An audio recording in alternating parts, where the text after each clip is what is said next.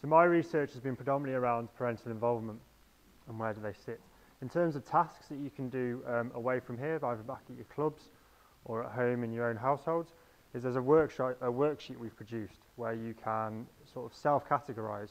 It's from some theory around parental involvement, which I'll touch on, and it's basically an opportunity for you to sit down and go through a few checklists and see where you feel you might fit. There's a worksheet for yourself, there's a worksheet for the players, and there's a worksheet that can be sort of edited for the coaches.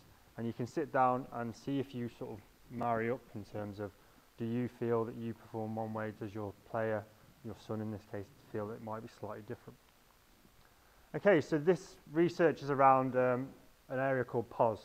A lady called Celia Brackenridge has done a lot of research in this, in some other sports.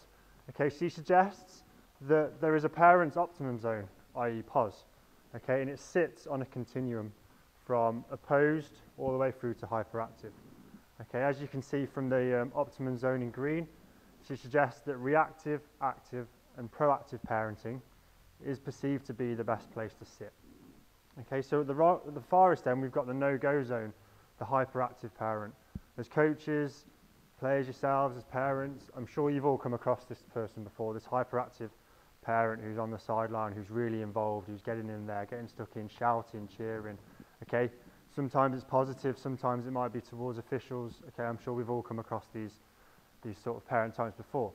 At the far end, we have the opposed and the inactive. Now these might be sort of parents that you may not have experienced before because you may never see them. They might be that parent that drops their son off at rugby training in the morning, picks them up after rugby training. It might even be that parent who asks someone else to give their son a lift to training, or even their son finds their own way to training. Okay, we've all might have experienced those, but they're far less noticeable in sort of elite sport. Okay, so for activities to do at home, you can go through these worksheets and you can self-categorise yourselves and see where you may fit. Now, in terms of phases, we all know there's lots of different phases in talent development and different phases in the season. Now, Brackenridge suggests there are these areas of parenting that you can sit within. These aren't solid, okay, it's a continuum, you can move from one to the other.